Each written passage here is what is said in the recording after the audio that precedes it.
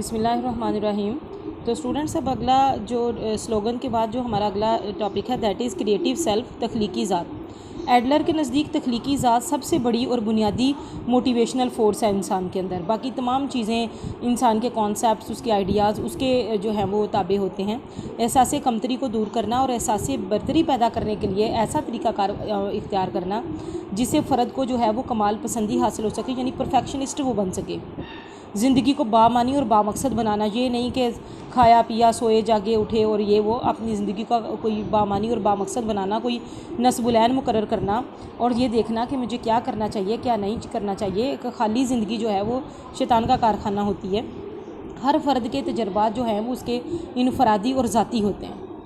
हर फ़र्द का तरीक़ाकार जो है ज़िंदगी को देखने का, शख्सियत को अपनाने का, बाकी अमूर और अवामिल की तशरीह वो अपनी मर्ज़ी से करता है और ज़िंदगी के बहुत सारे इक़दामात वो अपने हिसाब से करता है। तो ये हर शख्स का ज़ाती तजर्बा होता है। एडलर कहता है कि ज़िंदगी फ़र्द को तमीरी सामान मसलन ईंटें, गारा, सरिया, सीमेंट वगैरह तो मुहैया करती है। तख्लीकी ज़ात ये फ़ैसला करती है कि इसको कैसे इस्तेमाल किया जाए।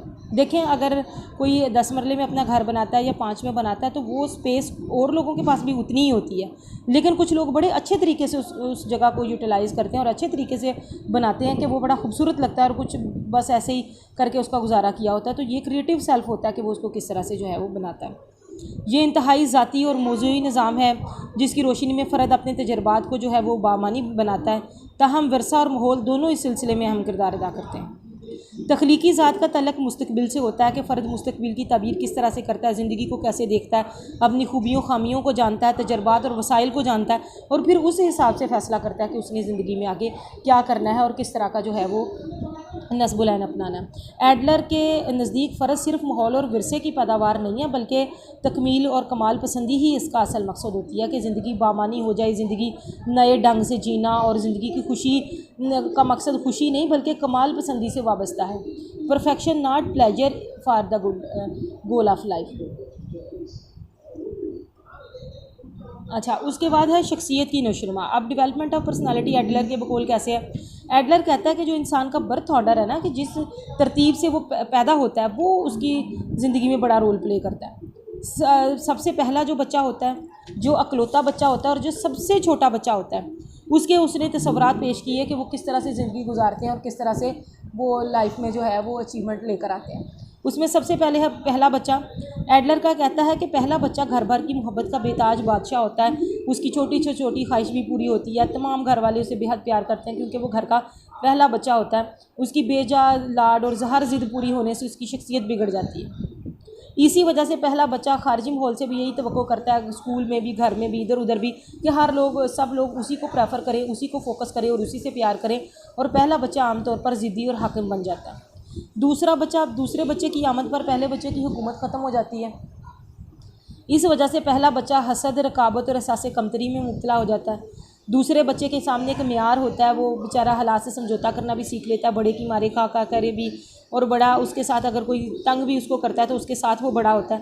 तो इस वजह से वो लेकिन इसका रवैया जो है बच्चे का हकीकत पसंदाना हो जाता है और ये बच्चा अमली ज़िंदगी में ज़्यादा कामयाब रहता है।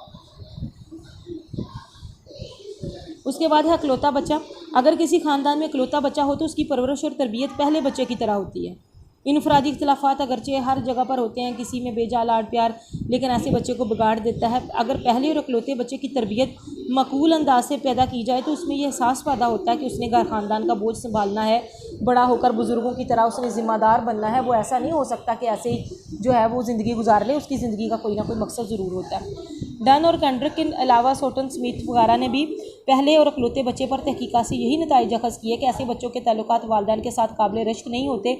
वो माहौल में ज़्यादा दिलचस्पी लेते हैं, किताबों और खेलों की तरफ ज़्यादा लगे रहते हैं, उनमें अचीवमेंट लेवल ज़्यादा होता है और ऐसे बच्चे बाज़ औक़ात बिगड़ भी जाते हैं। सबसे छोटा बच्चा, एडलर के मुताबिक सबसे छोटा बच्चा ज़्यादा बिगड़ा होता है क्योंकि उसको पेरेंट्स का प्यार भी मिलता है और उसके साथ साथ बहन भाइयों का प्यार भी उसको मिलता है। तो वो उसके साथ फ़राख़दाना बर्ताव से उसकी हर ज़िद पूरी की जाती है। ऐसे बच्चे अमूमन बिगड़ जाते हैं। उसके बाद है मुस्तरद बच्चा, नेगलेक्टेड चाइल्ड। ऐसा बच्चा जिसे वालिदैन की तवज्जो और शफ़क़त ना दे सकें और इसकी ख्वाहिशात को भी नज़रअंदाज कर दें, मुस्तरद बच्चा कहलाता है। ऐसा बच्चा वालिदैन और माशरे के लिए शदीद इंतकाम और नफ़रत के जो हैं वो जज्बात अपने अंदर पाल लेता है और इसी नज़र से जो है वो दुनिया को देखता है।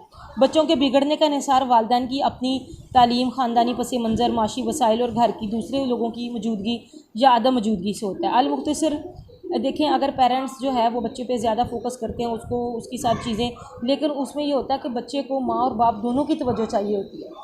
अगर बाप तवज्जो नहीं दे पाता घर में या माँ की नहीं होती तो दोनों सूरतों में बच्चों के बिगड़ने के चांसेस जो हैं वो ज़्यादा होते हैं। और इसी तरह से नज़रिया शख्सियत एक मुनफरद नज़रिया है। इसमें उसने ज़ाती जो है माशरती इंसान एक कदर की निगाह से उसने देखा और इंसान को ख्वाहिशात का ग़ुलाम बनाने की बजाय ज़ाती वक़ार और इज्तिमाई फ़लाह का जो कॉन्सेप्ट है वो उसने दिया। और इसी तरह से इंसान जो है पहले इस तरह का तर्ज़ अमल इख्तियार करता है और फिर काबिल कबूल जो माशरती तौर पर एक काबिल जो है उसको सोसाइटी कबूल करती है उस किस्म का तर्ज़ ज़िंदगी अपनाता है।